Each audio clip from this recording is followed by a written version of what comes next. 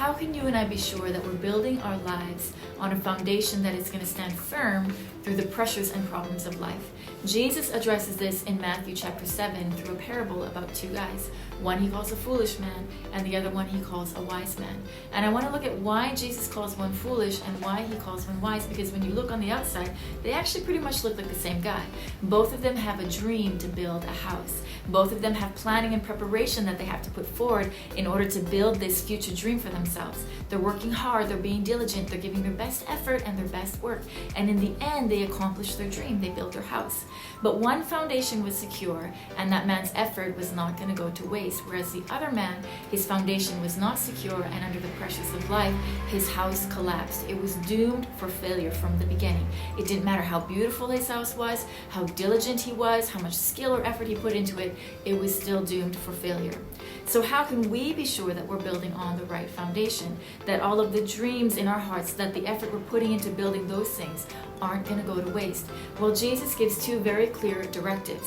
The first thing that he says is listen to my words. You notice Jesus doesn't say follow your heart or listen to your culture or listen to the advice of those around you, but he says listen to my words. Build your life on the foundation of the principles that I give.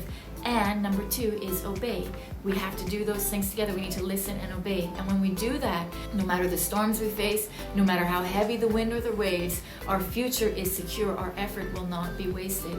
You know, the foolish person in this parable wasn't foolish because he didn't have a dream, or he didn't have diligence, or he was ignorant about how to build a house. He was foolish because he built on the wrong foundation. He didn't even recognize that the effort that he was putting into his future was going to collapse because the foundation would not stand.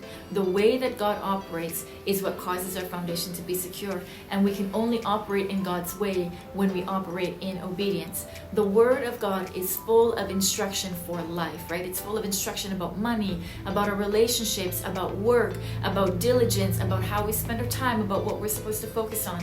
And all that instruction is there for our benefits. It's to secure a bright future for us. And when we ignore the principles of wisdom in the Word of God, we are guaranteeing our own destruction. So it doesn't matter how much effort you put in, how big your dream is, how great your goal is, how diligent you are.